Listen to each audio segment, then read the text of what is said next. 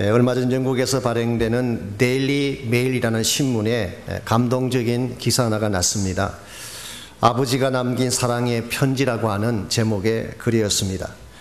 폴 플레이네이건이라고 하는 사람의 이야기인데요. 이분은 원래 경제학을 가르치는 교사였습니다. 그런데 악성 피부암에 걸려서 45세의 젊은 나이로 세상을 떠났습니다.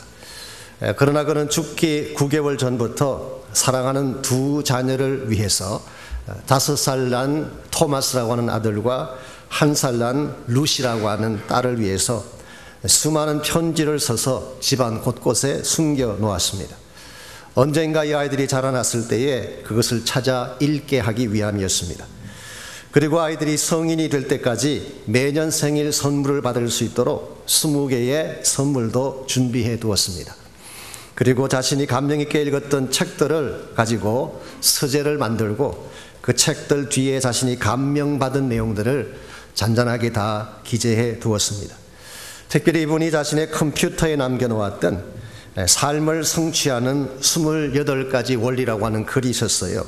Father's Rules on Finding Fulfillment. 인생의 성취, 인생의 만족을 이루는 28가지의 원리를 그분이 적었는데 그걸 읽어보시면 정말 귀한 삶의 원리와 가치들이 자세하게 기술이 되어 있습니다.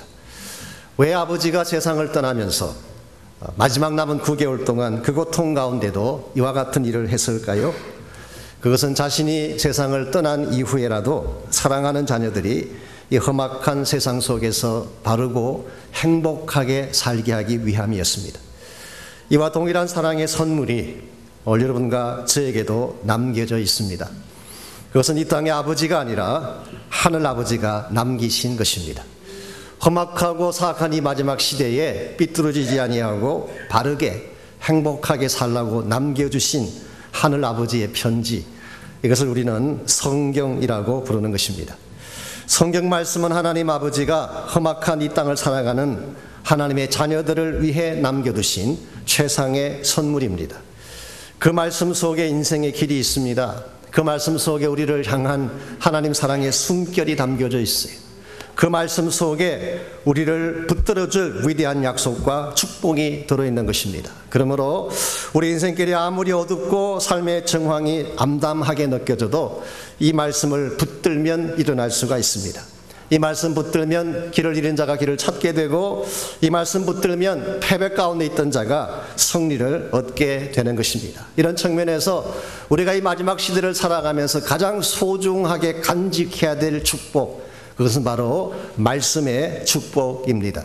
하나님 여러분과 저를 사랑하시기 때문에 이 위대한 말씀을 남겨두셨는데 우리는 과연 얼마나 이 말씀을 사랑하며 살고 있는지, 얼마나 이 말씀 속에 담겨져 있는 축복과 약속들을 누리며 살아가고 있는지, 오늘만 여러분과 제가 이 하나님 말씀을 내 중심에 담지 아니하고 세상적인 원리를 따라 살아가게 된다면 아무리 많은 것을 갖춘 것처럼 느껴져도 우리 인생은 하나님 앞에 올곧게 살아갈 수가 없습니다. 우리 인생을 붙들어주는 가장 중요한 힘, 가장 중요한 삶의 중심은 하나님 말씀입니다. 우리가 어떻게 하면 이 말씀을 내 인생의 중심으로 삼고 말씀의 뿌리를 내리고 우리의 삶의 길을 걸어갈 수가 있을까요? 오늘 같이 봉독한 이 본문에 보시면 베드로는 우리 마지막 시대를 사는 성도들이 하나님 말씀을 붙드는 것이 얼마나 소중한 과제인가라고 하는 것을 우리 모두에게 소개하고 있습니다. 1절 말씀 제가 다시 읽어드리겠습니다. 사랑하는 자들아, 내가 이제 이 둘째 편지를 너희에게 쓰노니 이 두 편지로 너희의 진실한 마음을 일깨워 생각나게 하여. 여기 보게 되면 둘째 편지를 쓴다는 말씀이 나옵니다. 이걸 보면 첫 번째 편지가 있겠죠. 베드로가 썼던 첫 번째 편지가 무엇일까요? 우리가 지난번에 같이 묵상했던 베드로 전서입니다. 그리고 나서 또다시 편지를 적은 것입니다. 여러분, 동일한 성도들에게, 동일한 교회에게 왜 2번씩이나 편지를 썼을까요? 그것은 베드로가 지금 그들의 마음을 일깨워 주어야 될 중요한 과제가 있기 때문에, 한 번으로 끝나지 않고 두 번씩이나 강조한 것입니다. 베드로가 정말 그들로 하여금 다시 일깨워 생각나게 할 내용이 어떤 것일까요? 2절에 그 내용이 나와 있습니다. 곧 거룩한 선지자들이 예언한 말씀과 주 되신 구주께서 너희의 사도들로 말미암아 명하신 것을 기억하게 하려 하노라. 여기 하나님 말씀에 두 가지 측면이 나열되어 있습니다. 첫 번째는 선지자들의 예언한 말씀, 이것은 구약에 기록된 대부분의 말씀을 뜻한다고 할 수가 있습니다. 구약 성경에 보게 되면 하나님은 선지자들을 통하여서 장차 오실 메시아에 대해서, 하나님께서 이룩할 하나님 나라에 대해서 자세하게 기술을 했습니다. 그러므로 선지자들의 예언한 말씀이라고 하는 것은 크게 보아서 구약 성경을 뜻한다고 볼 수가 있어요. 두 번째 측면이 구주께서 너희의 사도들로 말미암아 명하신 것들, 구주라고 하는 것은 예수 그리스도를 말합니다. 예수님이 그의 제자들에게 분부하시고 가르친 말씀들, 이것을 기록해 놓은 것을 우리는 신약이라고 부르고 있습니다. 즉 예수님께서 교훈하신 말씀뿐만 아니라 예수님께서 남겨두신 모든 행적들을 자세하게 기술한 것이 우리가 읽고 있는 신약 성경이 된 것이죠. 그러므로 종합하면 지금 베드로는 구약이든 신약이든 하나님께서 우리에게 남겨두신 모든 말씀을 너희들이 잊어버리지 아니하고 기억하기를 원한다는 뜻입니다. 창조하신 하나님의 말씀, 이스라엘을 선택하신 하나님의 말씀, 예수님께서 오시고 죽으시고 부활하신다는 하나님의 말씀, 그리고 오신 예수 그리스도께서 때가 되면 다시 오신다고 하는 재림에 대한 약속의 말씀, 이 모든 말씀들을 너희들이 잊어버리지 말고 기억하라는 것입니다. 여러분, 이것은 굉장히 중요한 과제입니다. 우리가 이 땅을 살아가면서 아무리 많은 것들을 소유해도 하나님이 우리에게 말씀해 주신 말씀을 버리게 되면, 말씀의 중심을 떠나가게 되면 우리는 혼란 속으로 빠져들어갈 수밖에 없는 것입니다. 마치 정박한 배가 밀려오는 파도에 떠내려가지 않으려면 닻을 내려야 하는 것처럼, 오늘 여러분의 인생이 이 험악한 쳇밭 가운데서 흔들리지 않으려면 말씀의 닻을 내려야 하는 것입니다. 여러분 이미 아시는 대로 우리가 사는 이 마지막 시대가 참으로 혼미합니다. 절대적 가치가 사라진 시대를 우리 모두는 살고 있습니다. 흔히 우리의 이 시대를 포스트 모던 시대라고 부르죠. 우리 근대 후기 시대 그렇게 부릅니다. 여러분, 포스트 모더니즘의 핵심적인 내용이 뭔지 아세요? 물론 다양한 많은 내용들을 담고 있지만 그 중에 가장 핵심적인 것은 상대주의입니다. 절대적인 것을 부인하는 것입니다. There's no absolute. 절대적 진리는 없다고 주장하는 것이 그들의 핵심 가치예요. 그러므로 절대적 가치가 없기 때문에 모든 것은 다 상대적인 거예요. 나도 옳고 당신도 옳고 우리 모두가 다 옳다. 서로 인정해주자, 서로 이해해주자, 서로 받아주자. 이와 같은 풍조가 포스트 모더니즘의 일반적인 풍조입니다. 여기에서 나온 것이 종교다원주의라고 하는 것입니다. 혹시 들어보시는지 모르겠습니다만은 우리가 천국 가는 길이 왜 하나밖에 없어야 되느냐? 꼭 예수님만 천국을 가는 길이 돼야 하느냐? 다양한 길을 인정해야 되지 않겠느냐? 우리 기독교인들이 너무 배타적이다, 속이 좁다는 것입니다. 좀 문을 오픈하고 불교든 천도교이든 이슬람교든 다 수용을 해서 우리 모두가 함께 천국 가자, 그래야지 마음이 넓어 보이는데 왜 너희들은 굳이 예수만 고집하느냐? 그래서 오늘 이 시대에 이번 교회 안에 있는 신학자들 가운데도 종교다원화를 주장하는 분들이 많이 있습니다. 이미 여러분이 신문에서 보셔서 아시는 것처럼 불교 스님들, 천주교 신부님, 우리 기독교 목사님들이 같이 모여서 교제도 나누고 스님과 신부님 목사님들이 기도하고 목탁도 치고 같이 미사도 드리고 It sounds good. 굉장히 좋아 보이고 편해 보이고 넓어 보입니다. 그러나 여러분 여기에 굉장히 심각한 문제가 있는 것입니다. 하나님은 이와 같은 혼합주의를 배격하십니다. 구약 이스라엘을 망하게 했던 근본 죄악이 혼합주의였어요. 여호와도 섬기지만 바알도 함께 섬겼던 혼합주의가 이스라엘 민족을 말아먹은 것입니다. 여러분 진리가 진실로 진리가 되기 위해서는 진리는 하나여야 돼요. 진리는 절대 단수입니다. 예수님 이외에도 다른 길이 있다고 말하는 순간 기독교는 사라지는 것입니다. 그러므로 오늘 이 세상에 아무리 이와 같은 잘못된 통제로 우리를 미혹하고 유혹할지라도 여러분이 진리의 말씀, 절대적인 하나님 말씀에 뿌리를 내리고 하나님의 뜻을 향하여 달려가게 되면 여러분의 인생은 흔들리지 않게 됩니다. 하나님 기뻐하는 아름다운 열매를 맺게 되는 것입니다. 이런 면에서 오늘 이 시간에 우리 모두가 함께 좀 질문도 하고 나눠야 될 핵심 포인트가 여기 있습니다.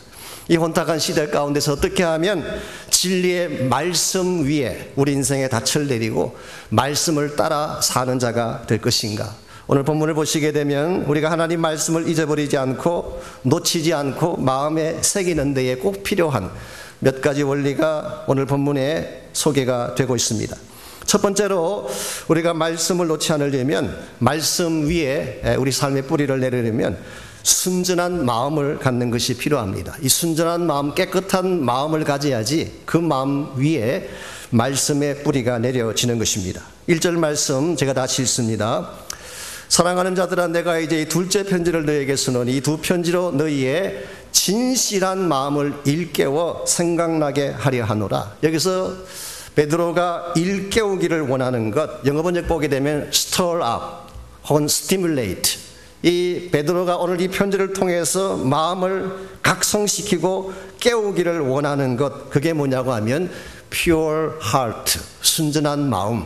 어떤 영어 번역에서는 wholesome minds, 건강하고 비뚤어지지 아니한 마음, 그렇게 번역을 했어요. 여러분, 우리가 하나님 말씀을 받으려면 마음이 먼저 순결하게 변해야 돼요. 마음에 찌꺼기가 없어야 돼요. 마음이 wholesome 할 때, 건강할 때에 하나님 말씀을 제대로 받는 것입니다. 아무리 하나님 말씀이 귀한 것이라고 할지라도 여러분의 마음에 불순물이 있고 찌꺼기가 있으면 그 말씀이 심겨질 수가 없습니다. 마가복음 4장에 보시면 예수님께서 친히 말씀해 주신 유명한 비유가 나오죠. 우리 흔히 씨 뿌리는 자의 비유라고 부르는 비유입니다. 그런데 이것은 제목이 좀 잘못됐어요. 왜냐하면 그 내용상 이것은 씨 뿌리는 비유가 아니라 씨앗에 대한 비유가 아니라 밭에 대한 비유이기 때문에 그렇습니다. 어떤 농부가 씨앗을 가지고 뿌리는데 뿌리는 씨앗은 동일한 거예요. 이 씨앗을 하나님 말씀으로 생각할 수도 있고 복음으로 생각할 수도 있는데요, 말씀이라는 씨앗, 복음이라는 씨앗 자체는 동일한 것입니다. 그런데 이것을 어디에 뿌리느냐에 따라서, 어떤 밭에 이것이 뿌려지느냐에 따라서 맺게 될 열매가 달라진다. 그래서 예수님께서는 그 비유에서 4가지 종류의 마음밭을 소개하고 있습니다. 여러분이 아시는 대로 길가밭이 있고 돌짝밭이 있고 가시덤불밭이 있고 그리고 좋은 밭, 4가지가 소개되고 있습니다. 길가밭은 어떤 밭일까요? 이것은 한눈을 팔기 때문에 말씀이 우리 가슴 속에 새겨지기 전에 마귀가 빼앗아 가버리는 케이스. 가끔 설교 시간에 보면 설교를 듣는 것 같은데 딴짓하는 분들 계시잖아요. 과거에는 개똥 계산을 많이 하셨어요, 여자분들이. 요즘 젊은 사람들은 그냥 셀폰 들여다보면서 이 텍스트 메시지 읽으라고 앞을 보고 있는데 마음은 딴짓을 하고 있는, 이와 같이 한눈 파는 마음밭에는 말씀이 심겨질 수가 없습니다. 돌짝밭이 있습니다. 돌짝밭은 말씀 받을 때는 뜨겁게 받는데 뿌리를 내리지 못하는 돌짝이기 때문에, 그래서 감정적인 밭을 일반적으로 우리는 돌짝밭이라고 할 수가 있죠. 가시덤불밭이라고 하는 것은 마음이 복잡해요. 심플하지가 않아요. 말씀을 듣는데 각양각색의 염려를 다 합니다. 생각할 것도 너무 많고 따질 것도 너무 많고 또 정리할 것도 너무 많아서 도무지 말씀이 새겨질 수 없는 케이스. 이와 같은 3가지 잘못된 밭에 비해 볼 때 마지막으로 소개하는 좋은 밭, 좋은 밭은 어떤 밭일까요?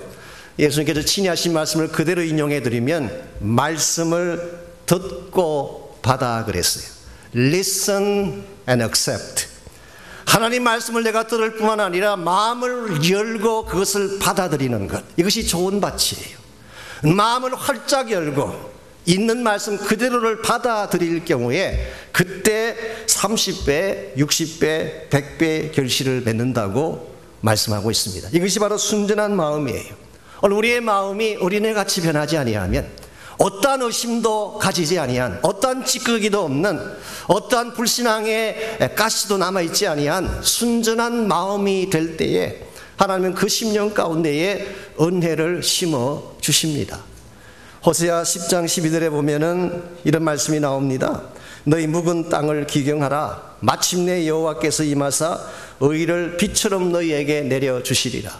하나님은 사실 이스라엘 백성에게 의의 비를 쏟아붓기를 원하셨어요. 축복의 단비를 쏟아붓기를 원하셨어요. 근데 아무리 의의 비를 쏟아부어 주어도 마음이 굳어져 있으면 소용이 없다는 것입니다. 그러므로 너희들이 내가 이제부터 쏟아부어주는 의의 비, the rain of righteousness, 축복의 비, 의의 비를 너희들이 담기를 원한다면 먼저 굳어진 딱딱한 마음을 기경하라는 것입니다. 뒤집어보라는 것입니다. 오늘 여러분과 제가 정말 하나님의 은혜를 받기를 원하고 하나님께서 예배하신 축복을 누리기를 원한다면 여러분 마음을 먼저 기경하시기 바랍니다. 찌꺼기들을 다 뿜어내고 하나님 앞에 순전하고 깨끗한 마음으로 돌아가서 하나님 말씀을 사모할 때에 어떤 말씀이든 잘 박힌 목과 같이 여러분 심령 속에 새겨질 줄 믿습니다. 이와 같이 우리가 하나님 말씀의 뿌리를 내리려면 마음이 먼저 순전한 마음으로 준비가 되어야 됩니다. 두 번째로 붙잡는 믿음을 가져야 합니다. 하나님 말씀이라고 하는 것은요, 우리가 논리적으로 따지고 분석해서 이해하는 것이 아닙니다. 오히려 반대로 믿을 때 이해되어지는 것이 말씀의 특징이에요. 여러분 이 사실을 바로 알면 성경을 보는 눈이 달라질 것입니다.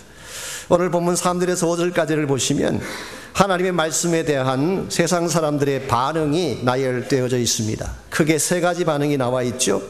3절에 보시면 첫 번째로 먼저 이것을 알지니 말세에 조롱하는 자들이 와서 자기의 정욕을 따라 행하며 조롱하여. 하나님 말씀에 대한 첫 번째 반응이 어떤 것입니까? 조롱하는 것입니다. 마킹하는 것입니다. 말도 안 된다. 성경에 봤더니 홍해가 갈라지고 여리고성이 무너지고 죽은 자가 살아나고 예수님이 분명히 중력을 가지고 있는데 그 법칙을 어기고 무리를 걸어 다니시고 이런 것들을 보면서 It's ridiculous, stupid. 이건 말도 안 되는 말씀이다. 이와 같이 반응을 보이는 사람들. 이게 바로 오늘 성경에 기록된 조롱하는 자들의 모습이에요. 여러분들은 창조를 믿습니까? 이 창조를 믿는다는 게 굉장히 중요한 거예요. 이 모든 신앙은 여기서부터 시작되는 것이기 때문에. 오늘날 과학자들은 하나님의 창조를 믿지 않습니다. 과학자들이 가장 사이언티픽하게 보편적으로 설명하는 오늘 우주 형성의 원리, 그것을 우리는 빅뱅 티어리라고 이야기 많이 하죠. 혹시 들어보셨는지 모르겠습니다만은 제가 빅뱅 티어리가 뭔가 이 물리학자가 선거를 봤더니 그렇게 묘사가 돼 있었어요. 태초에 점이 하나 있었어요. 근데 그 점 안에 어떤 작은 물질이 하나 있었어요. 파리클. 아주 작은 어떤 물질. 이게 어느 날 갑자기 에너지를 받았어요. 그래서 어느 날 폭발했어요.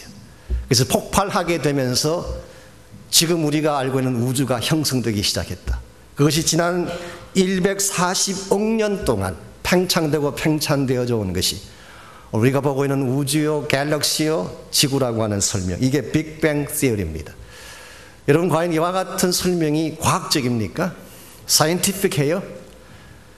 A certain point, 뭔가 알 수 없는 태초의 어떤 점, A certain particle, 어떤 작은 분자 같은 작은 어떤 물질, 이것이 이유를 알 수 없는 에너지 때문에 어느 날 갑자기 익스플로전 되어져서 우리가 알고 있는 지구가 만들어지고 산이 만들어지고 돌이 만들어지고. 이게 여러분 사이언티픽해요? 이것만큼 언사이언티픽한 설명이 어디 있습니까? 제가 얼마 전에 김강수 박사님이라고 우리 서울대학교 물리학과를 졸업하시고 핵물리학과 또 이 고체 물리학을 전공하신 분이 계십니다. 이 보잉 회사에서 30년 동안 선임 연구원으로 일을 했던, 그러므로 이 분야의 전문가라고 할 수가 있습니다. 이분이 이런 질문을 던진 것을 제가 책에서 글에서 보았습니다. 그렇다면 우주 폭발이 일어나기 전에 작은 점은 어디서 왔을까? 그리고 그 안에 담겨있던 작은 물질은 어디서 왔을까? 폭발의 도화선이 된 에너지는 도대체 어디서 온 것이며, 그리고 이 폭발을 만들었던 근본 원인은 도대체 어디에 있는 것일까? 굉장히 사이언티픽하게 설명한 것처럼 보였지만 사실은 아무런 근거가 없는, 그러므로 그분은 그렇게 말합니다.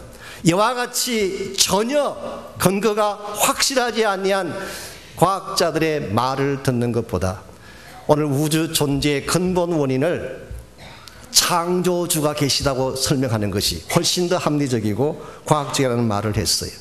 오늘 여러분들께서 과학이라는 이름 하에 소위 말해서 좀 배우고 똑똑하다는 사람들일수록 이와 같은 성향을 갖는 케이스를 많이 보지만, 여러분, 과학적인 이론이 절대로 말씀을 능가할 수 없습니다. 그러므로 어떤 사람들은 자기 나름대로 가진 지식과 지성을 가지고 하나님의 말씀을 마킹하는, 이 말씀을 조롱하는 자들이 있습니다. 두 번째 케이스가 4절에 나와 있습니다. 왜곡하는 자들이 있어요. 디스톨트하는 자들.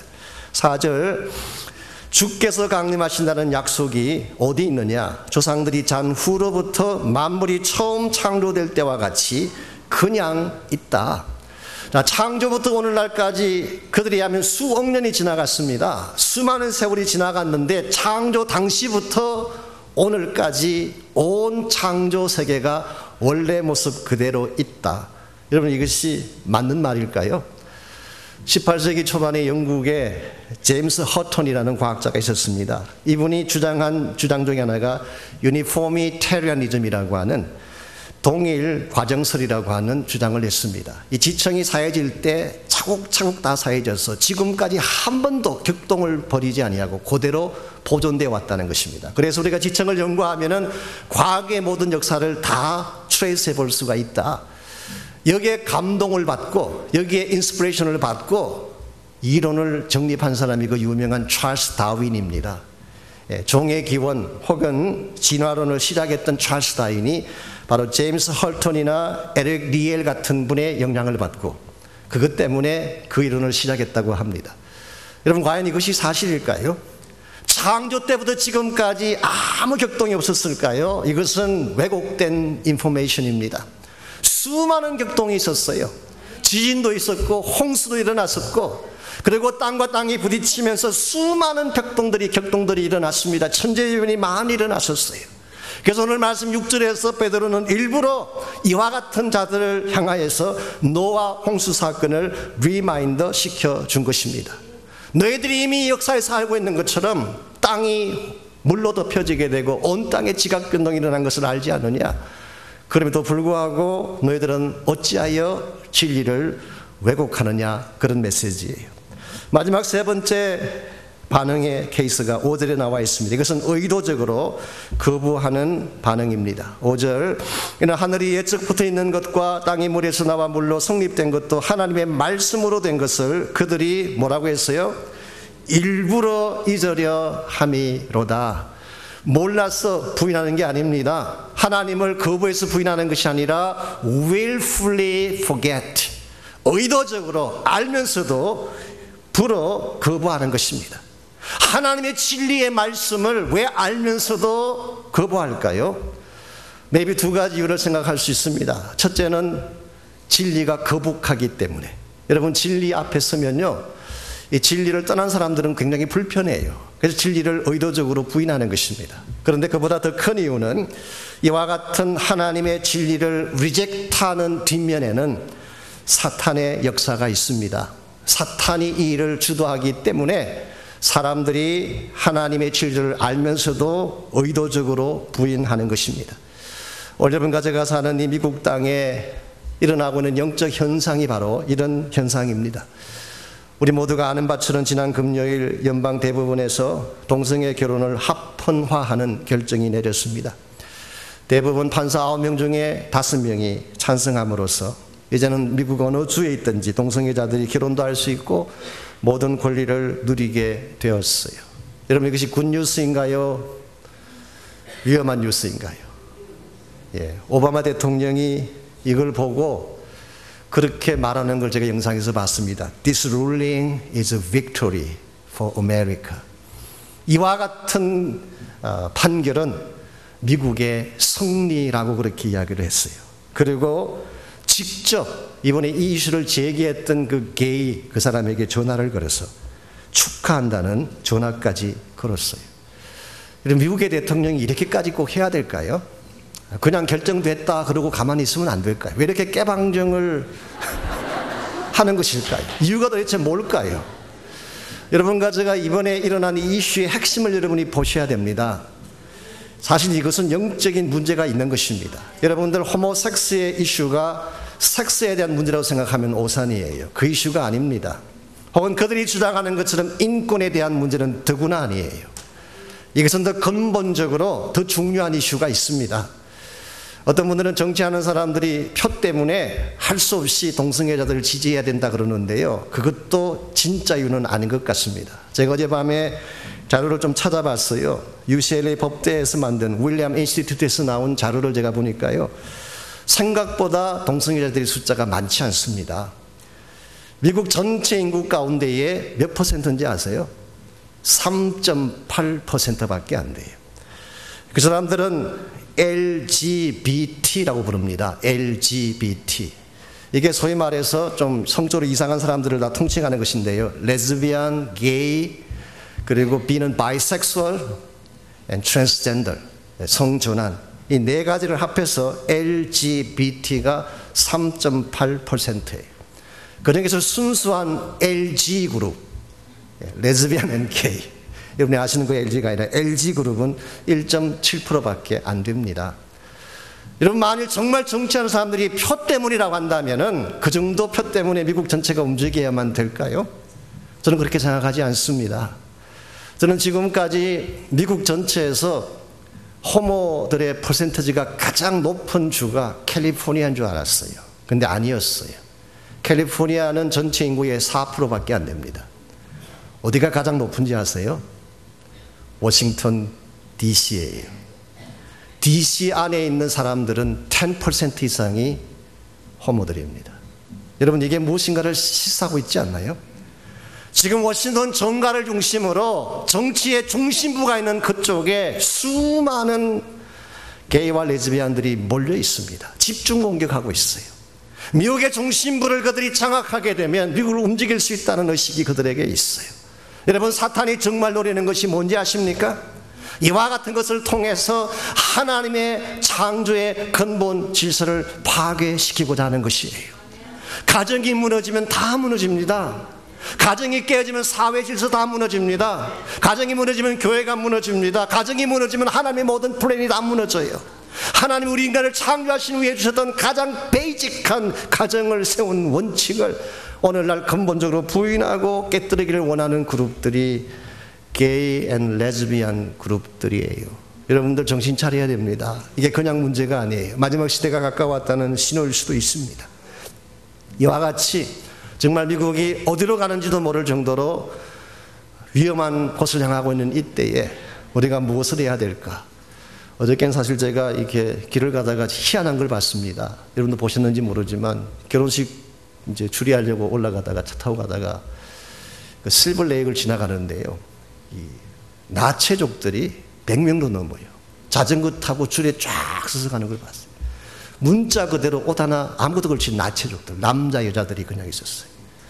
저는 TV에서만 봤지 실제로 본 건 처음이에요. 자세히 보진 않았습니다. 옆에 와이프가 타고 있어서 제가 자세히 보진 않았지만 진짜 이거는 진짜인데 제가 그걸 보면서 굉장히 마음이 막 이렇게 참 안타까운 마음이 들어왔어요. 무거운 마음이 들어왔어요. 미국이 지금 어디로 가려고 하나. 어제가 그 네이키드 바이크 데이였대요.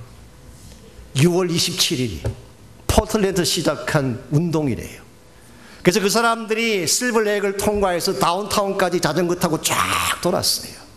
아이들도 보고 청소년들도 보는데 여러분들 다시 한번 심각하게 미국을 위해 기도하셔야 됩니다.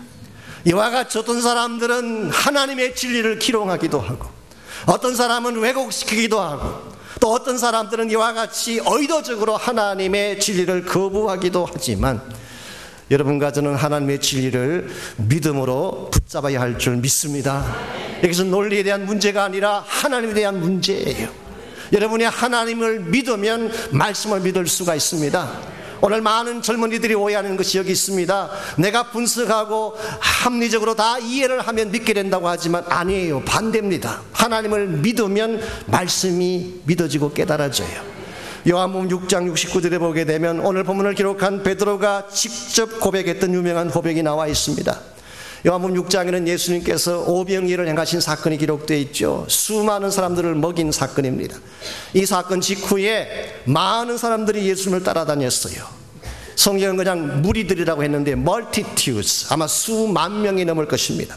예수님이 산으로 가면 산으로 따라오고 물을 건너가면 물을 건너 따라오고, 이 많은 무리들이 왜 예수님을 따라다녔는지 아십니까? 예수님이 메시아이기 때문에 아니에요. 보리떡을 얻어먹기 위해서였어요. 그분을 따라가게 되면 보리떡을 먹을 수 있으니까. 그때 예수님께서 이 떡의 기적의 핵심을 말씀해 줍니다. 내가 너희들에게 이 기적을 행한 진짜 이유가 있다. 나는 너희들이 먹으면 금방 배가 고파지는 그런 떡이 아니라 하늘로서 내려온 생명의 떡이다. 그리고 예수님 자신이 어떻게 부서지고 깨어지고 죽게 될 것인가를 설명을 했어요. 이 사건의 이 기적의 핵심을 말씀한 것입니다. 그러자 그렇게 많이 몰려왔던 무리들이 한 사람씩 한 사람씩 떠나가기 시작했어요. 맨 마지막에 12명의 제자만 남았을 때 예수님께서 남아있는 그들에게 질문하지 않습니까? 너희도 떠나겠느냐? 그때 오늘 본문을 기록한 베드로가 나서서 고백한 말씀이에요. 영생의 말씀이 주께 있사오니 우리가 네게로 가오리까? 주는 하나님의 거룩하신 자이신 줄 우리가 믿고 알았습니다. 알고 믿은 게 아니에요. 믿고 나니까 알게 된 것입니다. 믿고 나니까 이해가 된 거예요. 오늘 여러분들이 정말 하나님의 말씀을 믿음으로 받아들이시기를 바랍니다. 그때 말씀 속에 담겨있는 역사들이 여러분의 소유가 됩니다. 말씀의 모든 축복과 기적이 여러분의 것이 되는 것입니다. 말씀을 멀찍이 보지 마십시오. 따지지 마십시오. 이해하려고 노력하지 마십시오. 예수님을 믿는 믿음으로 말씀을 믿고 붙드는 순간에 말씀의 능력이 여러분의 인생을 변화시키시고 여러분의 삶을 새롭게 만들어 주는 것입니다. 이와 같이 우리가 말씀의 뿌리를 내리려면 1차적으로는 마음이 바르게 준비가 돼야 돼요. 그리고 두 번째로 믿음으로 이 말씀을 붙들어야 됩니다. 마지막 세 번째로 소망의 확신을 가져야 하는 것입니다. 여러분, 하나님 말씀에는 언제나 세 가지 차원의 시제가 있습니다. 과거적 시제가 있고 현재적 측면, 그리고 미래적 측면이 있죠. 과거적 측면이라고 하는 것은 이미 이루어진 말씀, 구약 성경의 대다수가 과거적 측면의 예언의 말씀이라고 할 수가 있죠. 물론 구약 성경이라고 다 이루어진 것은 아니지만 지금도 이루어져 가는 것이 있지만, 두 번째 케이스가 현재도 계속 이루어져 가고 있는, 성취되어져 가고 있는 말씀, 그리고 세 번째가 아직은 아니지만 장차 이루어질 약속의 말씀. 오늘 본문 6절과 7절을 보십시오. 6절을 보게 되면 이로 말미암아 그때의 세상은 물이 넘침으로 멸망하였다. 이게 어떤 사건을 언급하고 있는 것일까요? 그때의 이 과거를 말합니다. 이것은 노아 홍수 사건을 언급한 것입니다. 과거에 하나님 말씀이 이루어진 것을 설명한 것입니다. 그리고 나서 7절, 이제 하늘과 땅은 그 동일한 말씀으로 불사르기 위하여 보호하신 바 되어 경건하지 아니한 사람들의 심판과 멸망의 날까지 보존하여 두신 것이니라. 여기 사실 두 가지 측면이 동시에 나타나 있습니다. 장차 일어날 사건, 그게 바로 노아 홍수 때는 물로 심판을 했지만 마지막 날에는 불로 경건하지 못한 모든 자들을 심판할 것이다. 이게 미래에 일어날 일이에요. 그리고 이 사건이 일어나기 전까지는 하나님이 유보하고 계신다는 것, 이게 현재적 측면이에요. 여러분의 크리스찬 삶은 모든 것이 다 이루어진 것을 경험하는 것은 아닙니다. 여러분의 인생 가운데 아직도 이루어지지 않고 성취되지 않은 일들이 많이 있어요. 그러나 언젠가 때가 되면 반드시 이루어질 날이 있다는 것입니다. 예수님께서 다시 오시는 그날, 이게 바로 우리 모든 구원이 성취될 우리 소망의 실체가 이루어질 날입니다. 주님이 오시는 그날이 불신자들에게는 심판의 날이에요. 멸망의 날이에요. 유황불못으로 던져지는 불심판을 받는 무서운 날입니다. 그러나 예수 그리스도 안에 있는 사람들에게는 그날이야말로 모든 구원이 완성되어지고 우리가 소망했던 그 모든 것들이 성취되어지는 가장 귀하고 아름다운 축복의 날이 되는 것입니다. 그러므로 여러분이 그리스도 안에 있느냐 그리스도 바깥에 있느냐는 굉장히 중요한 것입니다. 여러분들께서 예수님 안에서 예수님의 제자가 되어서 힘들지만 말씀 붙들고 살아가는 것은 굉장히 중요한 사건이고 과제입니다. 물론 아직 우리 인생 가운데에 모든 것이 완성되지 않았기 때문에 아직은 아픔도 있고 뺏김도 있고 고통도 있고 질병도 있어요.